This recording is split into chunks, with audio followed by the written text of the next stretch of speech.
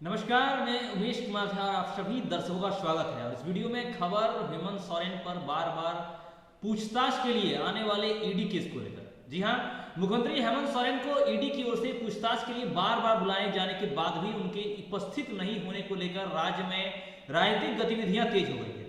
इस बात को लेकर 22 दिसंबर गुरुवार को समाप्त हुए विधानसभा के शीतकालीन सत्र के दौरान भाजपा विधायकों के प्रतिनिधि मंडल ने राज्यपाल सीपी राधाकृष्णन से मुलाकात कर संवैधानिक कार्रवाई की मांग की।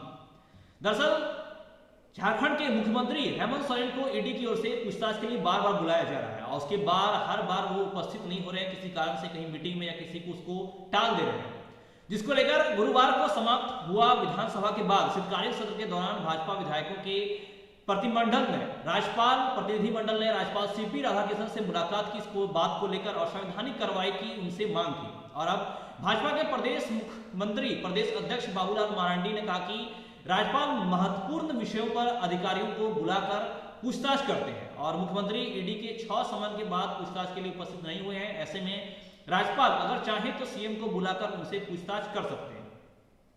अब मीडिया के खास बातचीत के दौरान एक मीडिया सोर्स के मुताबिक बातचीत में बाबूलाल मरांडी ने कहा कि राज्यपाल किसी प्रकार हस्तक्षेप करेंगे और यह कैसे होगा यह उन पर निर्भर करता है।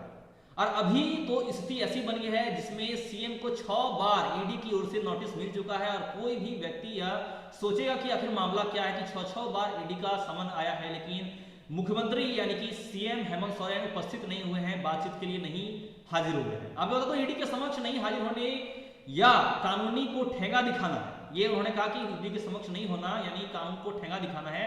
वे ईडी को केस यानी कि इसको सामना नहीं करना चाहते, ईडी केस को सामना नहीं करना चाहते, उसे फेस नहीं करना चाहते। ये बात बाबूलाल मरांडी ने कही अपनी बातों में। उन्होंने कहा कि फेस नहीं करना साधारण बात नहीं है, इस कारण भी वे भाग रहे हैं। वे संवैधानिक पदों पर बैठे हुए हैं, अगर भाग रहे हैं तो फिर राज्य में संकट तो खड़ा होगा।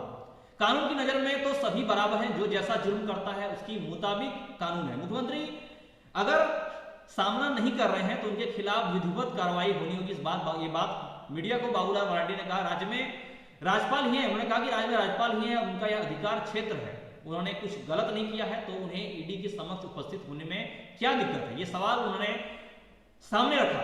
कहा कि विधानसभा के शीतकालीन सत्र के दौरान सदन में भी यह मामला भाजपा के विधायकों ने उठाया था, तभी भी कोई जवाब इस पर नहीं आई थी। दरअसल बाबूलाल मरांडी का कहना है कि मुख्यमंत्री ये बखूबी जानते हैं कि उनका क्या होगा। सीनियर वकीलों ने उन्हें बता ही दिया होगा कि वे समन का जितना टाल सकते थे टाल चुके हैं, वो टाले। और उन्होंने कहा कि जानकारी के अनुसार उसमें अफसरों को प्रभावित करने तक कोशिशें की गई है, उन्हें ये किन प्रकार फंसाने तक का प्रयास किया गया है, यानी किसी भी प्रकार से उन्हें फंसाया जाए।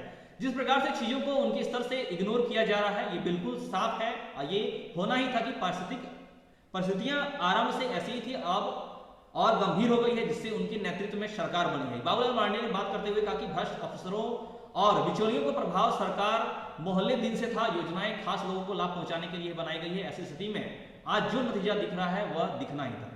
आज के इस वीडियो में फिलहाल इतना ही। ये बातें तो थी बाबूलाल मरांडी की तरफ से, बाकी मुख्य बातें क्या है वो ईडी समन के पूछताछ के बाद आने वाले समय ही पता चलेगा। हमारे साथ ऐसे ही खबरों से जुड़े रहने के लिए आप हमारे चैनल को सब्सक्राइब कीजिए, ऐसे जुड़े रहिए हमारे साथ। अंत तक के लिए धन्यवाद।